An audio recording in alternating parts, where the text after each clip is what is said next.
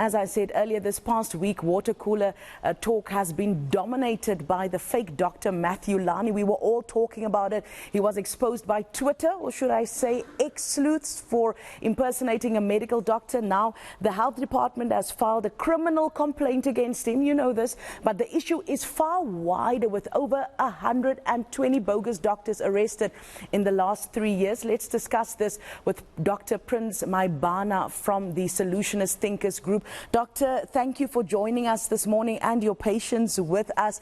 As we just heard, it's not just Dr. so-called Matthew Lani that is doing this. This seems to be a bigger problem in our country. What do you make of this? Thank you for inviting me. And truly, it is a disgrace on what has happened lately. We actually are not surprised, to be honest. We blame all this to the system of the health, the way it is run.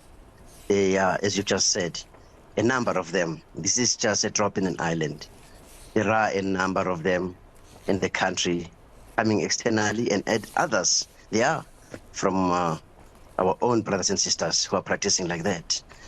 It is a disgrace to the health system. It is a disgrace to our people that at the end of the day will suffer because of this kind of treatment. But unless there is a serious change on this kind of a massacre, a serious change by our government, especially the health, to look into this matter, because this is not a difficult thing. Every doctor, even from medical school, we are given certain numbers. We can call them MP numbers for medical doctors. It is called different things when it comes to certain terrains. And from there, the particular person is going to practice with that kind of a number. And there still are some documents or history about ourselves in those particular medical schools where we studied. Why do people have to go through this? Why can people be able to maneuver their evil practices and can become doctors and can become whatever without being found? Mm-hmm. It shows that there is a lot of problems that we have in our country.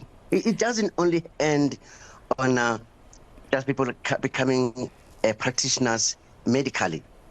The fact that government allows even to people to advertise themselves as doctors, professors, while they are giving herbal treatment. And others are even advertising abortions along the road. They're not investigated. All those things are continuing.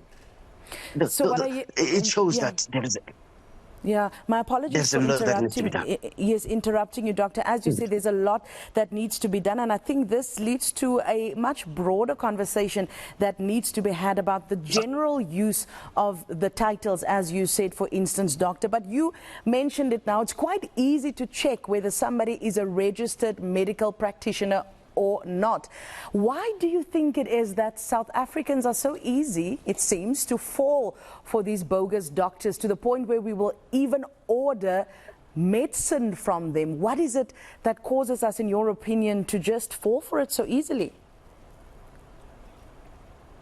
I wouldn't like to go and blame poverty. I wouldn't, please, because I know many people will go to that it's due to poverty. No. It's just corruption in the system, both internally and externally, both our people and even people in government.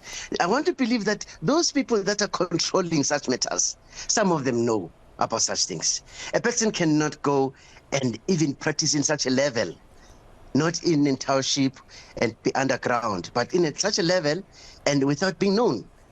I think there is a lot. This doctor is not going to go down alone if ever serious investigations can be done.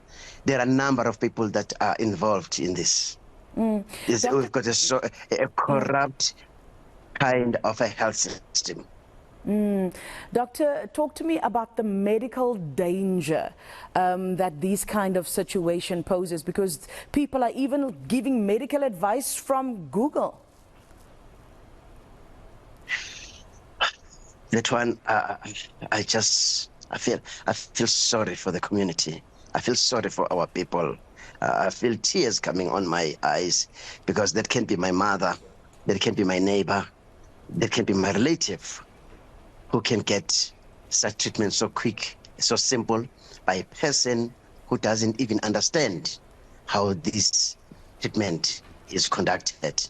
They just go and buy, and thinking that they are buying from a doctor that is qualified, or they can just go and buy, as you said, by Google, and then the treatment is just given. Have you ever seen that in other countries that are really doing very good medically? It's happening only in South Africa, because our kind of government is allowing such things to go on. As I've said, people are just advertising themselves. They can call themselves professors, and nothing is being followed about that. People on the ground would believe, oh, I'm dealing with a professor here. That means this is somebody that is very, very good, somebody that knows his stuff or her stuff, and then they can apply. I am a GP. I'm not a specialist. I can do a number of things that I've learned from my level that are done legally, but not by specialists. And I can never call myself a specialist, because I know where my ground stops. But then if ever I can go around and I can have just a chance of going around and calling myself a specialist, people will come to me and I will charge them. And that is a crime. And how can government allow such a person to go this long without finding such a person? It's wrong. There are a number of them, as I've just said. Yeah. Others are going through the streets and they cannot be stopped, while others are just underground, unless the government becomes serious on the medical terrain and hunt down these people. Even those that are thinking of coming up will never come. They will never do it, because this thing came with our foreign brothers and sisters. And then those that are internally realize that, oh, so this is so simple to can do. And then they are following for also. And we need to stop this, or else the life of our people is at stake here. Dr. Maebane, they're giving us a very stern warning, saying that the lives of our people are at stake. He is, of course, referring to the whole saga with regards to the fake Dr. Matthew Lani, also giving a very stern warning to the government that it needs to get its house in order and check everybody, not just those on social media, but even those on the boards next to the street that is using titles, because yeah, we shouldn't be too gullible to just fall for it.